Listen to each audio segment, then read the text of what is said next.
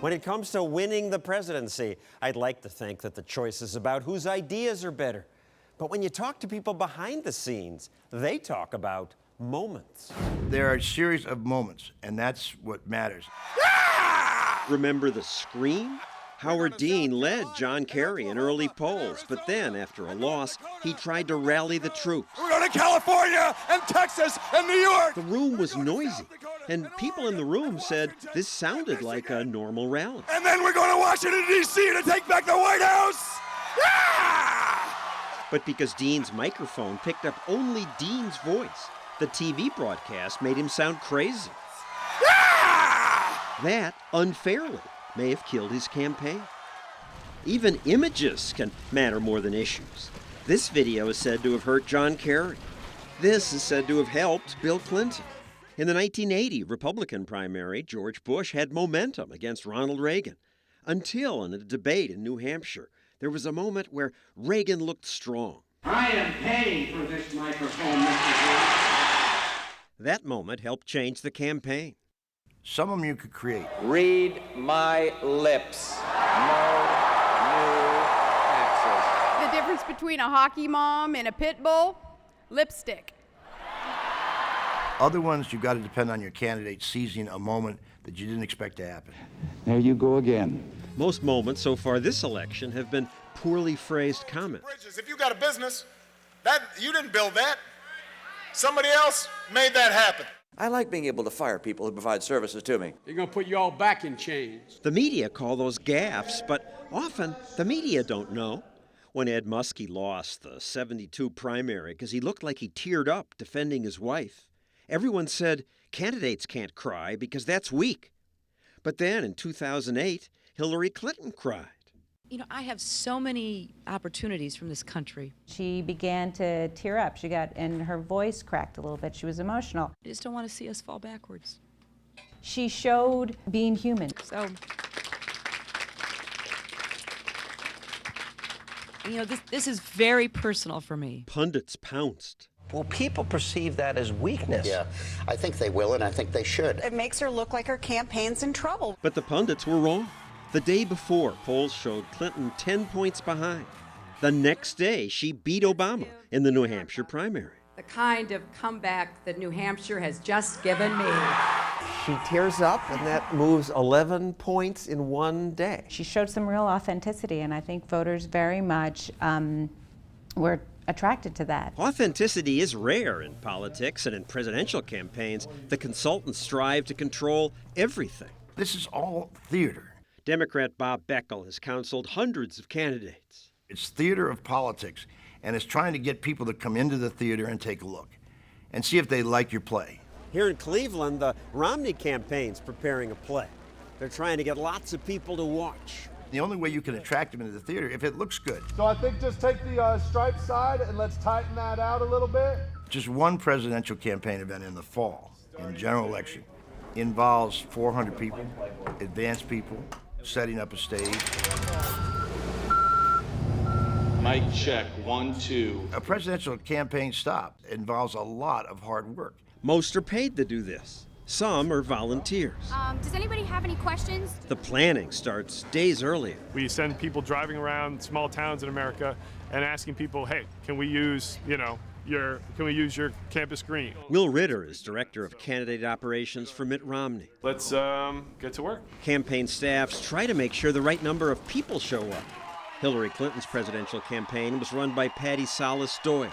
You make phone calls to your local supporters. You do robocalls.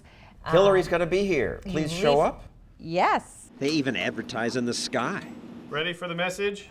And then mittromney.com/tickets. See if the plane company can do the slash.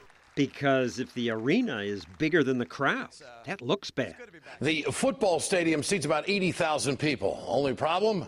Romney had about 1,000 people in the crowd, making the event look like a total flop. It's Ritter's job to make sure that doesn't happen. 6 really talented, advanced people on the ground here for 5 days. We were actually painting part of the backdrop for the shot that you see from the riser. We finished that late in the night. Campaigns obsess about every sign, every camera angle. You have to learn to see these campaigns through the lens of a camera. And if you can't do that, it all gets left here on the field. We'll take cameras in there of our own and we'll set them up on our risers that we set for the press and look at it and make sure the angles are right. That the shot comes from over there straight across, and then behind that group of people is Romney Ryan. And the always notice about signs is that they're always in the perfect position for the television cameras or the still photographers to pick them up. Because of how cameras work, we've got something here like 40, 50-foot banners to cover buildings and to get in the tight shot. So it's the first thing that he walks past as people see, and he makes his pivot toward the stage. What difference does it make? Oh, visuals matter so much. Campaigns come down to photographs and photography, and cameras need things. They need light, they need sound. Take it. Ladies and gentlemen, please welcome the next president of the United States. Keep it up. Let's do this. Pull back. Keep going. Down. Kill it. If we fail, the message stays here with 2,000 or 3,000 people in Cleveland, Ohio. The goal is to make sure it translates to as many folks as possible. So Ritter monitors the events as they happen. Hey, Will. You're live on all the cables. Can I get more hand signs to that crowd behind the Gov? Setting up one event may take weeks, and yet... And it may last 10 minutes. Then they do it again. 1, 2 in the morning, we'll be on the road. It all goes into a truck, and it all heads to the next site. Do you ever sleep? Do you ever shower? Do you smell bad?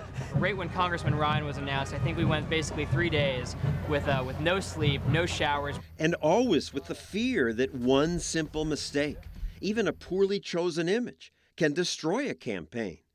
Ask Michael Dukakis. He didn't want to wear the helmet. I heard his body man tell the lead advance person he doesn't want to wear a helmet. He understood that that wasn't going to be a good television shot. Consultant Steve Murphy worked with Dukakis. The answer came back, we've arranged for you to ride in a tank. They will not let you ride in a tank without wearing a helmet because it's unsafe. He relented. He should have stuck with his instincts. That moment turned into this commercial. And now he wants to be our commander-in-chief. America can't afford that risk. Do ads like that really work? The consultants think they do. 3, 4. They still rave about this ad. It ran only once, but was talked about so much on TV, they say it changed all campaigns. It was the first negative ad to use fear and raw emotion. 10, 9, 8, 7, 6, 5, 4, 3, 2, 1, 0. These are the stakes. We must either love each other or we must die. Vote or die. Pretty relevant. But pretty unfair, a smear on Goldwater. Gee. Mark McKinnon worked on the Bush campaign, which ran this ad showing the candidate consoling 9/11 victims. Our president took Ashley in his arms and just embraced her. And it was at that moment that we saw Ashley's eyes fill up with tears. Come on, this is the presidency. You're playing this music, and we're supposed to vote for this guy because she tears up? That's exactly what they did. This ad aired in Ohio in late 2004, was absolutely pivotal. It's morning again in America. This ad's also praised. Today, more men and women will go to work than ever before in our country's history. Beckel worked for Reagan's opponent at the time. And I see this ad come on television, and it's this farmer and his son in this beautiful pasture, and they put their hands over their hearts as the flag comes. I stood up and put my hand over my heart. And the tagline is, re-elect Ronald Reagan. I said, are you kidding me? That is blatant, and good. You may think that's corny. You may think it's corny, but let's face it, Stossel. You think everything's corny, okay? But if you can get an image like that, it really matters. Ed Rollins was Reagan's campaign manager. There's two kinds of arguments you make in a campaign. One is an intellectual argument, and one is an emotional argument. When Beckel ran Mondale's campaign, he happened to see this Wendy's ad.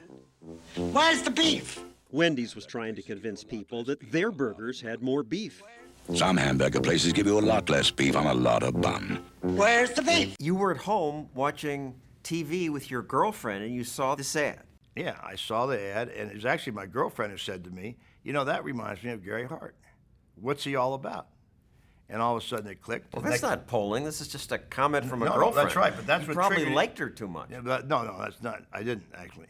But that triggered in my mind something that made some sense that we could put on the next poll. And so we put it on a poll. It tested well. So Mondale used it in a debate. Where's the beef? Yeah. Wendy's had spent $100 million on an ad campaign to give me an opening for a line, and I want to thank them very much. And that worked? That made a difference? It changed the race around overnight because it confirmed in people's minds something that had been on their minds, which was, is this guy really up to it? Does he have the experience to do it? And Hart, who had been on such an offensive, all of a sudden has to be on the defensive, and he doesn't handle it very well. There were several things that Hart didn't handle well, but that's another story. He was reeling, and we came right back in with another punch, which was the red phone. The most awesome, powerful responsibility in the world lies in the hand that picks up this phone. Again, they use emotion to sell the idea that Gary Hart was style, not substance. Vote as if the future of the world is at stake. Decades later, it's 3 a.m. and your children are safe and asleep. But there's a phone in the White House and it's ringing. Hillary Clinton's consultants used the same theme to attack Barack Obama. Who do you want answering the phone? In this case, it was Barack Obama. Could he answer the red phone at 3 o'clock in the morning? We say, could Gary Hart answer the red phone at 2 o'clock in the morning? Now, yeah, do we think that they might have stolen it from us? Absolutely. Today's ads are more likely to be direct attacks. Barack Obama, what a disappointment. Americans say, we don't like these attacks, but they do work. In the swing states, they now run all the time.